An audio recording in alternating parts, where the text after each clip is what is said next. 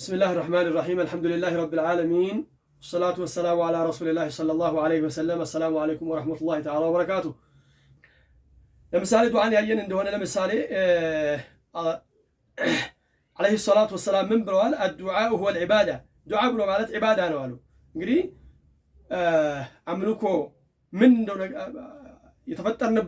የተፈጠርንበት ዓላማ አምልኮ ከሆነ አምልኮ ምን እንደሆነ አላህ ያዘዘበት እንደሆነ ካወቅን እያንዳንዱን ደግሞ درجة بدرجة من هنا المالتنا الدعاء هو العبادة بلو عليه الصلاة والسلام كما ورد في الحديث النبوي فعن النعمان بن بشير رضي الله عنه كنعمان بن بشير وتقني حديث من يالو أن رسول الله صلى الله عليه وسلم النبي عليه الصلاة والسلام من بلوال قال إن الدعاء هو العبادة دعاء بلو مالت راسو عبادة نولو ثم قرأ كزيام أنبقوا عليه الصلاة والسلام وقال ربكم ادعوني أستجب لكم يتعشوه لمنون استطاعوا الله بلوال إن الذين يستكبرون عن عبادتي سيدخلون جهنم داخلين جهنم يقبلوا يتواردوا سيونو እዚህ ላይ እንግዲህ መገንዘብ ያለብን ምንድነው ሰዎች የተፈጠሩበት ዓላማ ይሄው ዒባዳ ነው ዒባዳ የሚባለው ደግሞ አላህ ያዘዘበት ከንግግር ሊሆን ይችላል ከስራም ሊሆን ይችላል አላህ የሚቀበለው ነው ካልን ከነኚህ ዒባዳዎች ውስጥ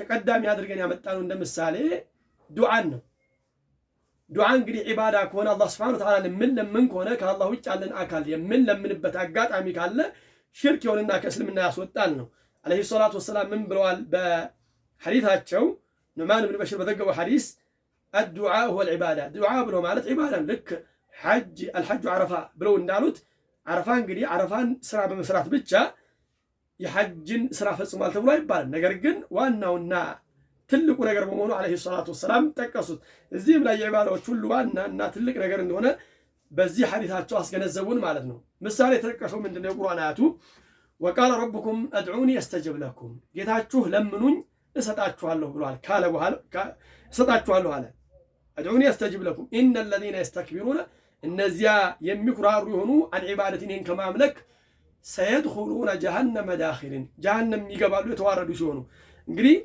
እኔም በመለመን በሚል ፋንታ ምን አመጣ ለምኑኝ ያለው ያለመኑትን ሰዎች ምንድነው እኔን ከማምለክ የሚኩራሩ ሰዎች በሚል ገለጸ ያለመኑትን ስለዚህ ምንድነው እኔን ከመለመን በሚለው ፋንታ እኔን ከማምለክ የሚኩራሩ ሰዎች ጀሃነም የተዋረዱ ሆነው ይገባሉ ተብሎ ከተባለ ዱዓ ምንድነው ማለት ነው ግልጽ ሆነ ቋንቋ ዒባዳ ነው ማለት ነው ዒባዳ ስለሆነ ደግሞ ከአላህ ውጭ ላለ አካል መጠየቅም መለመንም አይቻልም ከተጠየቀ ከአላህ ውጭ ያለው አካል ሽርክ ነው ከእስልምና ያስወጣል ማለት ነው ይሄን እንግዲህ አንዳንድ ሰው ሲተላለፍ ከአላህ ውጭ ያለን አካል አለምንም ብሎ ሊል ይችላል ሀገራችን በጣም ብዙ ቦታዎች ከአላህ ውጭ ያለ አካል የሚለምኑ ሰዎች አሉ ለምሳሌ ወሎ አካባቢ ያየን እንደሆነ ትልልቅ ዑለሞች ወጡበት አካባቢ ከመሆኑም ጋር ትልልቅ ሽርኮች አሉ ሰዎች ቪዲዮ ሁሉ ተለቀዋል እኛ እዚህ ቦታ መተን አናውቅም ጤና የፈለገ ጤና አግኝቶ ይሄዳል ሀብት የፈለገ ሀብት አግኝቶ ይሄዳል አፊያ የፈለገ አፊያ አግኝቶ ይሄዳል ይላሉ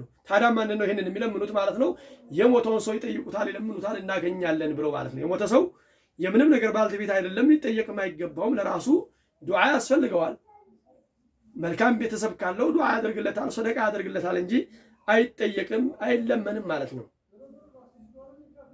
እንደውም ነገው መልካማ ሙሽሪኮች ምንድነው ግልጽ በሆነ ጥመት ውስጥ ነበርን ይላሉ ኢድኑ ሰዊኩም ቢረብል ዓለም ባለማቱ ጌታ ጋር እኩል ስናስተካክላችሁ እነኚህ የሞቱ ሰዎች በህይወቱም ኖሮ ከአላህ ጋር እኩል አይደሉም መخلوቆች ናቸው እንኳን ሞተው ሌላኛው እስቲጋታ ነው የምናየው ኢንሻአላህ ተዓላ እስቲጋታ የዱዓ አይነት ሆኖ እስቲጋታ የዱዓ አይነት ነው ነገር ግን የሚለየው ምንድነው በችግርና በመከራ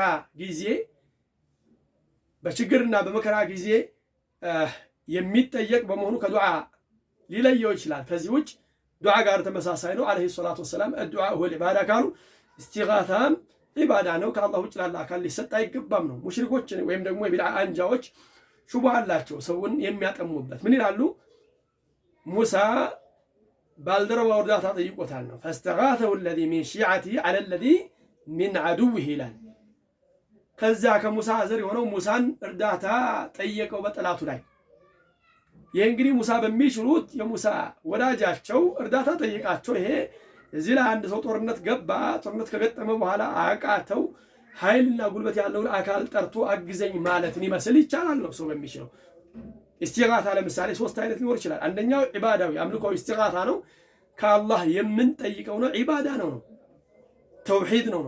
ሁለተኛው የሰው ልጆች በሚችሉት እርዳታ መጠየቅ ነው፣ ጃኢዝ ነው። ሰው ልጆች እየዋኙ እያሉ እየዋኘ እያለ ሊሰምጥ ቢፈልግ አጠገቡ ላይ ዋና የሚችል ሰው ካለ እርዳታ ቢጠይቀው በሚችለው ነው የጠየቀው፣ ይሄ ጃኢዝ ነው። ሌላኛው ሶስተኛው ኢስቲጋታ ሽርክ የሆነው ነው፣ ከአላህ ውጭ ያለን አካል በማይችለው መጠየቅ። ለምሳሌ በህይወት ቢኖርም ሰውየው በማይችለው ነገር መጠየቅ። ለምሳሌ አፊያ እንዲሰጥህ ሀብት እንዲሰጥህ እሱን ሰጭ አርገህ ወልይ አርገህ ውስጠኝ ብሎ ማለት ይሄ በማይችለው ነገር መጠየቅ ነው፣ አይቻልም ነው። ሁለተኛ አጠገብ የሌለ ጋይብ የሆነ ሰው አለ፣ እሱንም መጠየቅ በህይወት እንኳን ቢኖርም በማይችለው ነገር መጠየቅ የአላህን ሹመትና ስልጣን ለሱ መስጠት ነው፣ ይሄም ሽርክ ነው። ሌላኛው የሞቱትን ሰዎች እርዳታ መጠየቅ ነው፣ ይሄም አይቻልም ነው። እንግዲህ ሹብሃቸው ምንድነው? እነሱ ነገው መልቂያማም አለላ ሹብሃ ሰዎች ጭንቅ ላይ በሆኑ ጊዜ አደም፣ ኑህ፣ ኢሳ፣ ሙሳ፣ ኢብራሂም ዘንድ ይሄዱና እርዳታ ይጠይቋቸዋል አላህ ዘንድ ሊያስታርቋቸው ወይም ደግሞ ከዚያ ከጭንቅ ይገላገሉ ዘንድ ነው። መጨረሻ ላይ ነብዩ አለይሂ ሰላም ዘንድ ይመጣሉ። ነብዩ አለይሂ ሰላም ሄደው አላህ ፊት ሱጁድ ይወርዳሉ። ራስን ከፍ ጠይቅ፣ ጥያቄ ምላሽ ያገኛል። ምልጃንም ጠይቅ፣ ምልጃ ተቀባይነት ያገኛል ይባላሉ አለይሂ ሰላም። እንግዲህ ይህንንም እዚህ በማምጣት ኢስቲጋታ በሞተ ሰው ወይም ደግሞ በሌለ ሰው ይቻላል ለማለት ማስረጃ ያመጣሉ። ለምሳሌ ነብዩ አለይሂ ሰላምን ሊሆን ይችላል፣ ሌሎች ሰዎችን ሊሆን ይችላል፣ እርዱን ድረሱልን ይላሉ። ይሄ ሁሉ ምንድነው? ሽርክ ነው፣ አይቻልም። ይሄ የነብዩ አለይሂ ሰላም ወይም ደግሞ ነቢያቶችን የሚጠይቋቸውን ለዚህ ማስረጃ ሊሆን አይችልም ነው። ለምሳሌ በህይወት ያለን ሰው ሄደ ዱዓ አርግልኝ ብትለው ይቻላል ነው።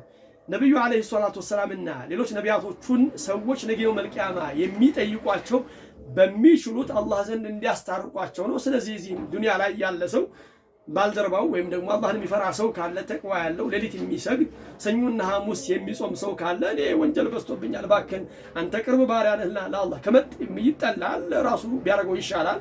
ሰዎችን ዱዓ አድርጉልኝ ብሎ ማስቸገር የለበትም።